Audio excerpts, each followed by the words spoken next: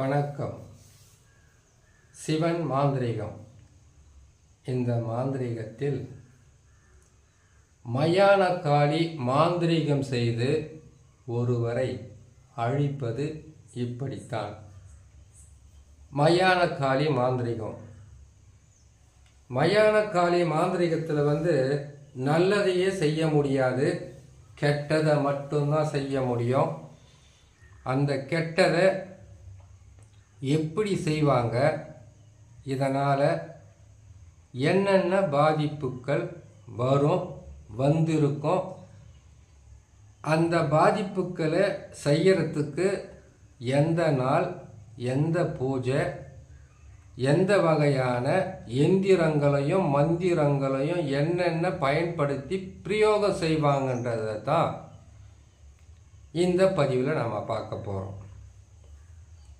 மயான காளி ஒரு மனிதனையும் சரி, ஒரு குடும்பத்தையும் சரி, இல்லை பகைவராக யாரை நினைச்சாலும் சரி, அவங்கள உரு தெரியாமல் அழிக்கக்கூடிய மிகப்பெரிய சக்தி படைத்தது தான் இந்த மயான காளி மாந்திரீகம். ஒருத்தருக்கு துர்மரணம் ஏற்படுத்துறதுக்கு இது மிகவும் உதவியாக இருக்கும். துர்மரணம்னா என்ன?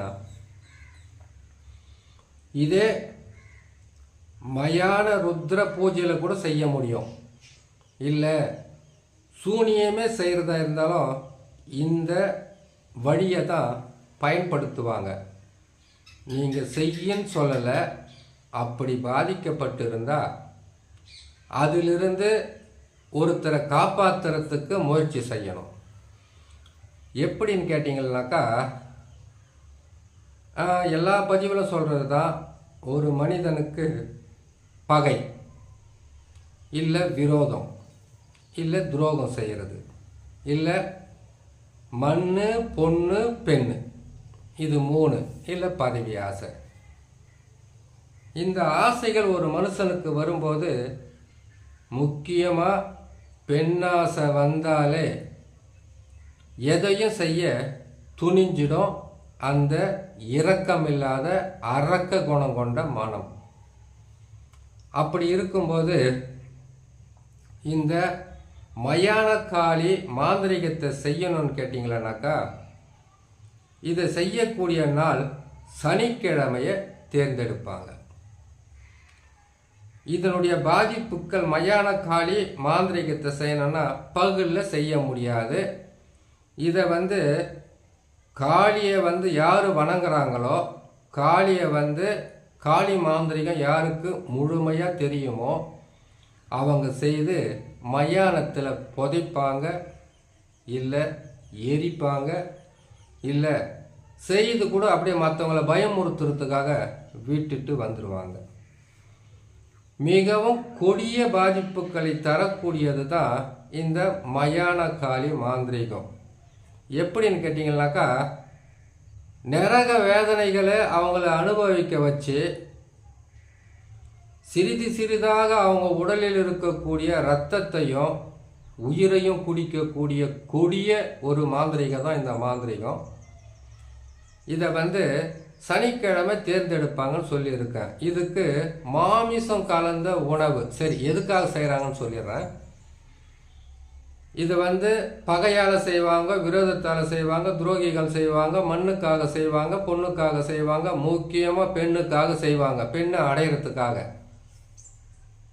இல்லை அவங்கள அழிக்கணுன்றதுக்காக செய்வாங்க. இது செய்கிறதால துர்மரணம் ஏற்படும். துர்மரணன்றது பார்த்தீங்கன்னாக்கா விபத்துக்கள் ஆகிறது. விபத்தாகி உயிர் போயிட்டா பரவாயில்ல, விபத்துக்கள் ஏற்பட்டு உடல் ஊனம் ஏற்பட்டு கொஞ்சம் கொஞ்சமாக அவங்க உயிரை குடிக்கக்கூடிய கொடிய ஒரு பாதகமான செயல் தான் இந்த மயான காளி மாந்திரீகம். இல்லை இந்த மாதிரி மண்ணையும் பொண்ணையும் பெண்ணையும் ஏமாத்திட்டாங்கன்ற ஒரு மன வேதனையில் கூட இப்படி செய்யறதுக்கு வாய்ப்புகள் அதிகமாக இருக்கு. இப்போ இந்த மயான காளி மாந்திரீகத்தை செய்யணும்னாக்கா, முதலில் அவங்களுடைய ஃபோட்டோ, அவங்களுடைய பேர், ஃபோட்டோன்னா புகைப்படம், அவங்களுடைய பேர், அவங்களுடைய அம்மா பேர், அவங்களுடைய குலதெய்வம் பேர். சரி, இது எல்லாமே எனக்கு தெரியாது. சாதாரணமாக அந்த நபருடைய பேரும் போட்டால் மட்டும்தான் தெரியும். அம்மா பேர், குலதெய்வம் பேர் தெரியாதுனாக்கா பலன்கள் முழுமையான வெற்றியை கொடுக்காது. பலனே கொடுக்காதுன்னு சொல்ல முடியாது, பலன்கள் முழுமையான வெற்றியை கொடுக்காதுன்னு தான் சொல்லணும். இதை முதல்ல சேகரித்து எடுத்துக்கிட்டு இதுக்கு பூஜை விதிமுறை பிரகாரம் பார்த்தீங்கன்னா சனிக்கிழமை இரவு நேரத்தில் இந்த பூஜையை ஆரம்பிப்பாங்க. இல்லை பகலில் செய்து இதை கொண்டு போய் ராத்திரியில் மயானத்தில் வச்சு புதைக்கிறது, எரிக்கிற வேலை செய்ய ஆரம்பிப்பாங்க. அவங்களுடைய புகைப்படம், அவங்களோட மற்ற காலடி மண் அப்படி இல்லைன்னு கேட்டிங்களானாக்கா அவங்களுடைய துணி, தலைமுடி அப்படியும் இல்லைன்னு கேட்டிங்களானாக்கா இது எதுவுமே அவங்களுக்கு கிடைக்கலன்னா புகைப்படமும் பேரை வச்சு செய்ய ஆரம்பிச்சிடுவாங்க. இதை செய்யறதுக்கு ஒரு கோழி, ஆணாக இருந்தால் சேவல், பெண்ணாக இருந்தால் பெட்ட கோழி. ஆணுக்கு செய்யணும்னா சேவல் கூவக்கூடாது, பெண்ணாக இருந்தால் அது கன்னி கோழியாக இருக்கணும். இதுதான் இதுக்குள்ளே இருக்கக்கூடிய ரகசியம். யாரை நீங்கள் கொடூரமாக அழிக்கணும், விபத்து ஏற்பட்டு தற்கொலை பண்ணிக்கிட்டு அவங்க உதிரத்தை சிந்தி நரக வேதனையை அனுபவித்து அழிக்கணும்னு நினைக்கிறாங்களோ அவங்களுடைய புகைப்படம் பேரை ஒரு செம்பு தகடு, காரிய தகடு, இரும்பு தகடு ஏதாவது ஒரு தகடில் அழிக்கிறதுக்கு உண்டான மந்திரங்களையும் அந்த சக்கரத்தையும் எழுதி, இதே போட முடியாது சக்கர மந்திரமெல்லாம், அதுக்குன்னு தனித்தனியாக இருக்குது சக்கரமெல்லாம். அந்த ஒரு சக்கரத்தை போட்டு அந்த பீஜத்தையும் அதுக்கு உண்டான அச்சாரத்தையும் எழுதி காட்டணும்னா ஒரே பதிவு அரை மணி நேரம் ஆகும். அவ்வளவு கஷ்டம். அதெல்லாம் மனப்பாடமாக தெரிஞ்சால் கூட செய்கிறதுக்கு கஷ்டமாக தான் இருக்கும். அதை பார்க்குற பொறுமை யாருக்கும் இருக்காது. முதல்ல இதையெல்லாம் போட்டுக்கிட்டே வரலாம்.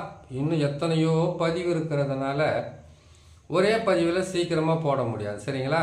அந்த காரிய தகடு, இரும்பு தகடில் அதனுடைய பேரை எழுதி, அந்த சக்கரத்தை போட்டு அதில் பேரை எழுதி, அதுக்கப்புறமா 8 எலுமிச்சம்பழம், 8 முட்டை, அதுக்கப்புறம் கேட்டிங்கன்னா 8 மண் பாத்திரம் தனித்தனியாக பிரிப்பாங்க. சரி, 8 எதுக்காக என்ற கேள்வி வரும். ஒரு மனுஷன் 6 அடி மனுஷனாக இருக்கட்டும், 6 அடி பெண்ணாக இருக்கட்டும், 5 அடி பெண்ணாக இருக்கட்டும், 4 அடி ஆண் பெண் யாராக இருக்கட்டும், 3 அடியே இருந்தால் கூட அவங்களுடைய கைகள் யார் எத்தனை அடியாக இருந்தாலும் சரி, அவங்களுடைய கையில் அவங்க உச்சந்தலையிலிருந்து அவங்க ஜான் கணக்கில் அளந்துக்கிட்டு வந்தாங்கன்னாக்கா என்ஜான் உடம்பு தான் ஒரு மனிதனுக்கு. அது எத்தனை அடியானா இருக்கட்டும் அவங்க ஹைட்டு, அவங்களுடைய சொந்த கையில் அவங்க நீங்கள் கூட இப்போ மாந்திரிகத்தை கற்றுக்கணும்னு ஆசைப்படுறீங்களா? உச்சந்தலை அதை கேட்டீங்கன்னாக்கா உச்சின்னு சொல்லுவாங்க. ஒரு குழந்தை கருவுறும்போது தாயினுடைய உணவை அது எடுத்துக்கொள்ளக்கூடிய இடம் உச்சந்தலையிலிருந்து தான் தொப்புள் கொடி வழியாக அது உச்சந்தலையிலிருந்து பயன்படும். இன்னும் நிறைய ரகசியம் இருக்குது, தனியாக சொல்லலாம். அங்கிருந்து கணக்கிடும்போது நீங்கள் அளந்துக்கிட்டே வந்தீங்கன்னாக்கா என்ஜான் உடம்பு தான் இருக்கும். இந்த என்ஜான் உடம்பை ஒரு உருவ பொம்மையை செய்து எந்த இடத்துல ஊசியை கரெக்டான மந்திரத்தங்களை சொல்லி குத்தினாக்கா அந்த இடம் செயல்படாத அளவுக்கு அவங்களுக்கு பாதிப்பை கொடுக்க முடியும். அதுக்கு பேர் தான் அஷ்டகர்மம். 2 ஜானில் குத்துறாங்கன்னு கேட்டிங்கன்னா கரெக்டாக நெஞ்சு குழியில் தான் குத்த வேண்டியதாக இருக்கும். ஒரே ஜானில் குத்துறாங்கன்னு கேட்டிங்கன்னாக்கா அவங்களோட தொண்டை குழியில் குத்தலாம். ஒரு மனிதனுக்கு எத்தனை தரித்திர குழி இருக்குது, எத்தனை அவங்க தினமும் செயல்படுத்தி அவங்க வாழ்வதற்கு உண்டான உணவை உட்கொள்ளுவது, மலஜலம் கழிப்பதுன்னு பல வழியில் இருக்குது. அப்படி அந்த எஞ்சான் உடம்புல எங்கே குத்துறாங்களோ ஊசி, எங்கே குத்துறாங்களோ முள், எங்கே குத்துறாங்களோ அந்த இடத்துல செயல்பட முடியாமல் தடுத்து நிறுத்தக்கூடிய சக்தி ஸ்தம்பன மாந்திரிகத்துக்கு கொடுத்துருக்காங்க. பேதனத்துக்கும் கொடுத்துருக்காங்க, மாரணத்துக்கும் கொடுத்துருக்காங்க. வசியத்துக்கெல்லாம் அப்படி கொடுக்கல. சரி, இந்த மயான காளிக்கிட்ட வந்துடலாம். இப்போ அந்த மாதிரி அது என்ன பண்ணுவாங்க கேட்டிங்கன்னாக்கா, அந்த தகுடை எழுதி அந்த தகுடை என்ன பண்ணுவாங்கன்னு கேட்டிங்களேனாக்கா, ஒரு பெண்ணை அழிக்கணும் அப்படின்னாக்கா, கூவாத சேவல் ஆணுக்கு, முட்டையிடாத கன்னி கோழி பெண்ணுக்கு. இது கருப்பு கோழியாக இருந்தால் காட்டேரிக்கு பயன்படுத்துறது உண்டு. இதுக்கு ஒரு வேளை கேட்டிங்கன்னா நாட்டுக்கோழியாக இல்லாமல் பாய்லர் கோழியாக இருக்கலாமா அப்படின்னு கூட கேள்வி வரும். நாட்டுக்கோழி இருக்கிறது நல்லது, பாய்லர் கோழி கூட தான் அறுத்தா என்ன ரத்தம் தானே வருது. ஒரு ஆணை அழிக்கணுன்னாக்கா சேவல்னு சொல்லியிருக்கேன், கூவக்கூடாத சேவல்னு சொல்லியிருக்கேன் இல்லையா. ஆணை அழிக்கணும்னா சேவலில் வலது பக்கம் காலில் தான் அந்த தகுடை எழுதி அதுக்கு மந்திரத்தை சொல்லி அவங்கள அழிக்கிறதுக்கு, விபத்து ஏற்படுறதுக்கு, கை கால் வராமல் போகிறதுக்கு, அவங்களுக்கு பாதகத்தை உருவாக்கி வியாதியை உருவாக்கி அழிக்கிறதுக்கு உண்டான வழியை செய்யனாக்கா வலது காலில் கட்டுவாங்க, அதாவது சோத்தாங்காலில் கட்டுவாங்க. ஒரு பெண்ணை அழிக்கணுன்னாக்கா அதுக்கு பெட்ட கோழி, அது முட்டையிடாத கோழியாக இருந்தாக்கா அதுக்கு வலது கால் ஆணுக்கு, இடது கால் பெண்ணுக்குன்னு புரிஞ்சுக்குங்க. எதனால் இடையில கொஞ்சம் மாறி இருந்தால் நீங்கள் அட்ஜஸ்ட் பண்ணிக்கோங்க. பெண்ணாக இருந்தால் இடது பக்கம், ஆணாக இருந்தால் வலது பக்கம் அந்த இதை எழுதி அதுக்கு என்ன செய்வாங்கன்னு கேட்டிங்களேனாக்கா, இந்த மந்திரத்தங்களை சொல்லி அதுக்கப்புறம் இந்த முட்டை, எலுமிச்சம்பழம் அதுக்கு உண்டான பூஜை விதிகளை செய்து சனிக்கிழமை செய்கிறாங்க இல்லையா. அவல், பொரி, கடலை, உதிர சாதம், மாமிச சாதம், அதுக்கப்புறம் சுருட்டு, சாராயம், அதுக்கப்புறம் கேட்டிங்கன்னா அவல், பொரி, கடலை, தாம்பூலம், பத்தி, சூடம், இது எல்லாமே அந்த படையலில் போட்டு அதோடு சேர்த்து அந்த யாரை அவங்க துர்மரணம் ஏற்படுறதுக்கு இந்த மயான காளியை பயன்படுத்துகிறாங்களோ அவங்களுடைய பேர் எழுதின தகுட அந்த ஒரு தாயத்தில் இல்லைன்னு கேட்டிங்கன்னாக்கா வெறும் தகுடை கூட அது காலில் கட்டி அதை கொண்டு போய் இந்த முட்டையெல்லாம் அந்த கோழியை சுற்றி ஒரு மண் பாத்திரத்தில் வச்சு, அந்த எலுமிச்சை பழமெல்லாம் சுற்றி அது மண் பாத்திரத்தில் வச்சு அந்த பூஜை விதி பிரகாரம் மேற்கு திசையோ இல்லைன்னா தெற்கு திசையோ நோக்கி அமர்ந்து வேப்பெண்ணையோ இல்லைன்னு கேட்டிங்களேனாக்கா எட்டி தையலமோ வச்சு விளக்கை ஏற்றி அந்த விளக்கில் திரியில் எரிகிற அந்த ஒளியை பார்த்து அவங்களுக்கு பாதகத்தை தரக்கூடிய மந்திரத்தங்களை பயன்படுத்திடுவாங்க. மந்திரம்னா என்ன, காளியாக இருந்தாலும் எது இருந்தாலும் சில மந்திரங்கள் இருக்கும். அப்படி அந்த மந்திரத்தை பயன்படுத்தி சொல்லி 108 முறை, 1008 முறை, 1008 முறை உரு போட்டு இதை கொண்டு போயிட்டு இந்த முட்டையை மயானத்தில் எரிப்பாங்க. அந்த எலுமிச்சம்பழத்தை எல்லாமே 2 2 வெட்டி பிரித்து புதைப்பாங்க. அதுக்கப்புறமா அந்த கோழிக்கு அது மேலே தண்ணியை தெளித்து அதை பலி கொடுத்து தலைகீழாக திருப்பி போட்டுருவாங்க. தலைகீழாக திருப்பி போடுவாங்கன்னு கேட்டிங்கனாக்கா, பலியை கொடுத்து அறுத்துட்டாங்கன்னாக்கா வலது கையில் அந்த கோழியோட தலை இருக்குன்னா இடது கையில் அதோட உடல் இருக்கு இல்லையா. வலது கையில் இருக்கிறது இடது பக்கமாகவும் இடது கையில் இருக்கிறது வலது பக்கமாகவும் பிரித்து போட்டுட்டு இந்த முட்டையவும் அந்த எரிச்சாங்க பார்த்தீங்களா, இதோடு சேர்ந்து அவங்களுடைய போட்டோ அதெல்லாம் வச்சு எரித்து இந்த சாம்பலை கொண்டு போய் அவங்க மயானத்தில் செய்துட்டோன்னா அவங்க விபத்து ஏற்பட்டு அவங்க மரணம் அடைஞ்சிட மாட்டாங்க. இந்த சாம்பலை கொண்டு போய் அதான் அந்த முட்டையில் தான் அவங்க பேர்லாம் எழுதியிருக்காங்க இல்லையா, அம்மா பேர், அவங்க பேர், வீட்டோட பேர், குலதெய்வம் பேர், இல்லைன்னா போட்டோ அவங்களோட பேர் எழுதியிருக்காங்க இல்லையா, அதை எரித்து அதை கொண்டு போய் அவங்களோட வீட்டு வாசலில், வீட்டுக்குள்ளே, அவங்க போகிற வழியில் வர்ற வழியில் தெளித்து விட்டுட்டாங்கன்னாக்கா அந்த குடும்பத்தில் அவங்க தான் பாதிக்கப்படுவாங்க. அந்த குடும்பமே பாதிக்கப்படுறதுக்கு மிகப்பெரிய ஒரு பாதிப்பை கொடுத்துடும். இந்த மயான காளி மாந்திரிகத்தில் செய்யக்கூடிய கொடுமைகள் இப்படி தான் இருக்கும். இதிலிருந்து மீண்டு வர்றது எப்படின்றத இன்னொரு பதிவில் போடலாம். ஏன்னு கேட்டிங்கன்னாக்கா, மாந்திரிகத்தில் இப்படியெல்லாம் கூட செய்ய முடியுமானாக்கா முடியும். ஒரு கன்னி கோழி முட்டையை வச்சு பல விஷயம் செய்யலாம். அது ஒரு சிலருக்கு சாத்தியம், ஒரு சிலருக்கு சாத்தியம் இல்லை. சரி, மயானக்காளி மாந்திரிகத்தில் கொடூரமாக அழிப்பது இது செய்து தான். இதே மயானக்காளி மாந்திரிகத்தில் இந்த பெண்களுக்கு மாதவிடை மாத கணக்கில் போய்கிட்டு இருக்கு இல்லையா, கரு நிற்காது, நின்ன கருவு சிதைஞ்சு போயிடும். அதோடு சேர்ந்து மாதவிடை காலத்தில் மாத கணக்கில் போகிறது, மாதத்தில் 2 முறை ஆகிறது, 3 முறை ஆகிறது, கர்ப்பப்பைய சிதைஞ்சு போகிற அளவுக்கு கஷ்டத்தை கொடுக்கறது, உடலெல்லாம் வியாதிகளை உருவாக்கி கொடுக்கறது, ஒரு வியாதி வந்தால் குணமாகாத அளவுக்கு பக்கத்தில் ஆள் நடமாட்டமே போக முடியாத அளவுக்கு துர்நாற்றம் வீசக்கூடிய மிகப்பெரிய கொடூரமான மாந்திரிகமெல்லாம் இருக்குது. இது அஷ்ட கர்மம்.